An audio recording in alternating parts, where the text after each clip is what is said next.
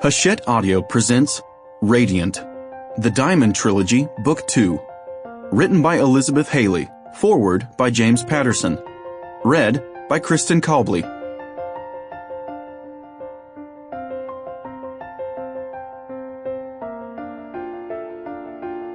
Foreword. When I first had the idea for BookShots, I knew that I wanted to include romantic stories. The whole point of BookShots is to give people lightning-fast reads that completely capture them for just a couple of hours in their day. So publishing romance felt right.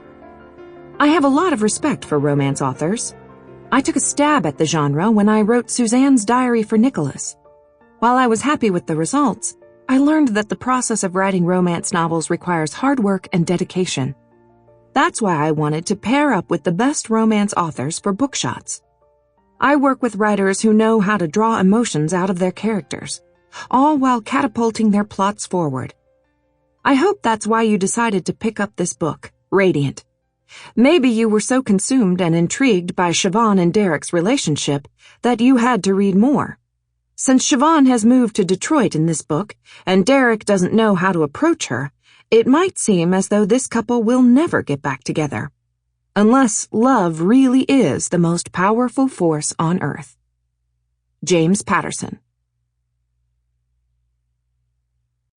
Chapter 1. Derick Miller moved through the space once more, each step on the dark wood floors echoing as he walked. Pristine white walls, ideal location. It's perfect. Janet walked over to where Derick had stopped to look out the window to the street. Do you have any questions? Derick looked over at her and slid a hand into his pocket. Just one, he said. How soon can you write up the paperwork? I'll take it. Chapter 2. Squeezing through the crowd, Siobhan Dempsey headed toward the back of the large space in the direction of the food. You gotta try the dumplings. Siobhan turned to see Wendell stuffing his face a few feet away. She lifted an amused eyebrow. Ever since she'd moved to Detroit about a month ago and met the happy-go-lucky street artist, Wendell had only talked about two things: food and the building they were currently in. I don't gotta do anything, Siobhan replied with a grin, opting to grab a small sandwich and some fruit instead. Once he had found out Siobhan wasn't a fan of Chinese food, Wendell had made it his mission to get her to at least try one of the dumplings from a local spot down the block from their apartment building. Between that and attempting to save the building, and more important, the beautiful mural on its side from destruction, Wendell had had his hands full. At least he'd been successful at one of his endeavors. Untrue. You need to celebrate. And celebrating means drinking, Lila slurred as she handed Siobhan a cup of... What is this? Siobhan asked, bringing it to her nose and inhaling.